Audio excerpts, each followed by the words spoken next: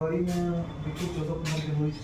Evening friends. तो समृद्धि IAS में के यूट्यूब चैनल पर आप सभी का एक बार फिर से मैं हार्दिक स्वागत करता हूं दोस्तों। और आज देखिए हमारी तिकड़म जोड़ी जो है आज आप लोगों से मिल रही है। आज हमारे स्टूडियो में रवि सर तो शिक्षक क्षेत्र के, वो चाहे टीयर 1 हो चाहे टीयर 2, मैं हमेशा कहता हूं कि शिक्षक क्षेत्र में पूरे भारत में रजनीश सर ने जो काम किया है उसका तो कोई सानी नहीं है।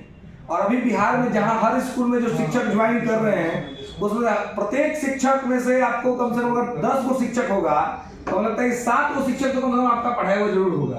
या तो क्लासरूम का होगा, न तो यूट्यूब का तो डेफिनेटली होगा 100%। तो दोस्तों, और आज हम आपको पाठक सर को भी लेके आए हैं। आप यूट्यूब लाइव पे देखते होंगे साइंस के हमारे महारथी पाठक सर, जो साइंस में फिजिक्स, केमिस्ट्री, बायोलॉजी शिक्षक भर्ती में यूट्यूब पर और आपको ऑफलाइन क्लास के अंदर में साइंस के क्षेत्र में जो उन्होंने काम किया है उससे बहुत सारे विद्यार्थी सफल हुए दोस्तों। तो आज हम पूरे अनुभव के साथ आज आए हैं आपको लेकर के, ताकि आने वाला टीयर 3 में भी आपको कोई असुविधा ना हो। और साथ में अभी जो चल रहा है और सप्लीमेंट्री रिजल्ट का जो बातचीत हो रहा है, इसमें हम थोड़ा सा पहले गौर करना चाहेंगे रवि सर के माध्यम से कि सप्लीमेंट्री रिजल्ट पर सर क्या हो रहा है। अभी सप्लीमेंट्री रिजल्ट मैं अतुल प्रसाद सर आयोग को मैं थैंक यू कहना चाहूँगा, क्योंकि कई ऐसे बच्चे थे टीआरई 1 जिनका एज लास्ट हो गया था। टीआरई 2 में वो नहीं अप्लाई कर पाए थे, लेकिन उनके लिए एक आशा किरण जगह कि टीआरई 1 में लास्ट हो गया एज, टीआरई 2 में वो अप्लाई कर नहीं पाए। तो टीआरई 1 में सप्लीमेंट्री रिजल्ट अभी भी आएगा। कल 31 तारीख को कहा गया है 30 या 31 को देने के लिए। तो ये कहीं ना कहीं उनके लिए एक आशा की किरण है कि भैया चलो सप्लीमेंट्री रिजल्ट आएगा, कहीं उनका हो गया तो एक तरह से उनके लिए बेहतर होगा। इनका एज समाप्त हो गया था टीआरई 1 के अंदर, तो बहुत बेहतर है कि कल रिजल्ट आ जाएगा सर उनके लिए। इनका टीआरई 3 टीआरई 4 एज है, उनके लिए कोई दिक्कत नहीं। टीआरई 1 है लास्ट, तो ऐसे में सप्लीमेंट्री रिजल्ट आना टीआरई 1 को लेकर भी तो बहुत बड़ी बात है। बहुत बड़ा मतलब ये डिसीजन है आयोग का। थैंक यू सो मच इस डिसीजन के लिए। सप्लीमेंट्री रिजल्ट आ रहा है ऐसा मतलब ट्वीट किया है सर, ट्वीट किया है। और 1 से 7 के बीच नए साल में टीआरई 2 का वेटिंग भी जारी होने की संभावना है, ऐसा कहा गया है। तो मुझे लगता है कि दोनों डिसीजन काफ़ी बेहतर है। और विद्यार्थी जिनका 1-2 नंबर कम था, जैसे 94 कट ऑफ है, तो जिसका 93 है, 92 है, 90 है, उन लोगों के बीच वो आशा कर सकते हैं कि मेरा अब 30 नंबर का गैप है, 40 नंबर का गैप है, तो बिल्कुल आशा नहीं करें कि मेरा अभी वेटिंग में रिजल्ट आ जाएगा। लेकिन 1 नंबर 2 नंबर का गैप है तो वेटिंग में उनका रिजल्ट आ सकता है। तो ये अच्छी बात है।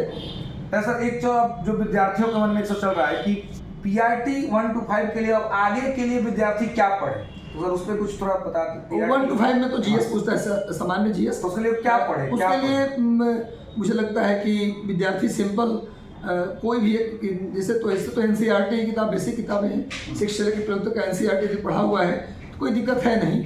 लेकिन वैसे अगर नहीं भी पढ़ा है तो अब टीआरई 3 में टाइम भी है 1 अगस्त तक, तो क्यों नहीं पढ़ सकता है आदमी। तो मुझे लगता है 6 से लेकर के 10 तक, 10वीं तक का एनसीईआरटी 1 to 5 के लिए, 6 से लेकर 10 तक के एनसीईआरटी को अच्छे से एक बार पढ़ने से नहीं 2 बार 3 बार रिपीट करके पढ़ ले एनसीईआरटी। उसके बाद लूसेंट टाइप का कोई किताब ले ले, केबी सिनेनो की किताब आती है, सर रंजीत सर की किताब आती है, दोनों में से कोई एक किताब ले ले, दोनों में से कोई एक। उसको किताब को ही रिवीजन के लिए जब एनसीईआरटी पढ़ ले तब 2-3 बार उस किताब को पढ़ ले, और उसके बाद लूसेंट का ही ऑब्जेक्टिव आता है, उस ऑब्जेक्टिव को कम से कम 2 बार 3 बार सॉल्व कर जाए, एक बार भी कम से कम सॉल्व कर जाए, तो मुझे लगता है बेस्ट होगा। और हर दिन कम से कम 1 से 1.5 घंटा करंट अफेयर को जरूर देगा।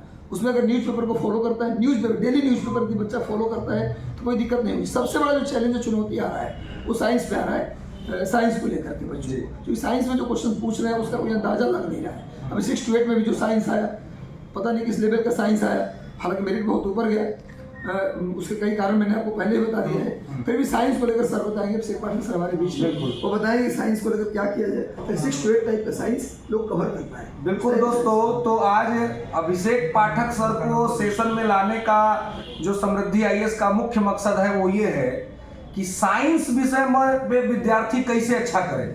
कट ऑफ भी बहुत हाई चला जा रहा है, तो कैसे करें। तो सर अभिषेक सर थोड़ा हम चाहेंगे कि आप विद्यार्थियों को मार्गदर्शन करें कि ये देखिए साइंस में सर है कि अभी अगर स्पेशल वन लाइनर चीजों को ही केवल पढ़ करके अगर चाहा जाए कि रिजल्ट ले लिया जाए, तो इस बार का जो टीआरई 2 था उसको उसके क्वेश्चन पेपर को देख करके ऐसा नहीं लग रहा है।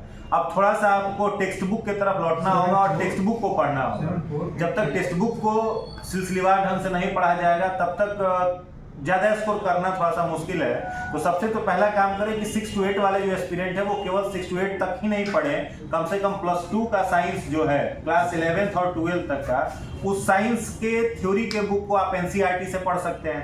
एनसीईआरटी के साथ साथ जो बीटीबीसी की भी किताब आती है वो भी काफ़ी हेल्पफुल रहेगी, या फिर और भी जो सप्लीमेंट्री किताबें आती हैं जो साइंस की होती हैं, जिसमें एस चंद की किताब आती है, उस किताब को भी आप पढ़ें। और साइंस को पढ़ने का जो सबसे बेहतर तरीका है, जिसको हम लोग लगातार यूट्यूब के माध्यम से बता रहे हैं, वो ये है कि कोई एक पार्टिकुलर चैप्टर जब आप पढ़ लेते हैं, एग्जाम्पल के रूप में मान लेते हैं कि लॉज ऑफ मोशन आप पढ़ रहे हैं, गति का नियम जैसे ही आपने पढ़ा तो उससे 100 से 150 एमसीक्यू तुरंत उस चैप्टर का बना लीजिए। ग्रेविटेशन आपने पढ़ा तो ग्रेविटेशन का पढ़ने के बाद थ्योरी आप XYZ जिस किताब से पढ़ें, वन लाइनर बुक से ना पढ़ें, टेक्स्ट बुक से पढ़ें, और पढ़ने के बाद क्लास 11th में ग्रेविटेशन जो दिया हुआ है उससे आप 50 से 100 क्वेश्चन उसका ग्रेविटेशन का बना लिए। बायोलॉजी आप पढ़ रहे हैं तो बायोलॉजी में जैसे आपने जेनेटिक्स पढ़ा तो क्लास 12th में जेनेटिक्स खूब अच्छे से दिया हुआ है जीव विज्ञान में, उस जेनेटिक्स को पढ़ने के बाद क्लास 12th का ही एमसीक्यू आप जेनेटिक्स से 100 एमसीक्यू बना लीजिए।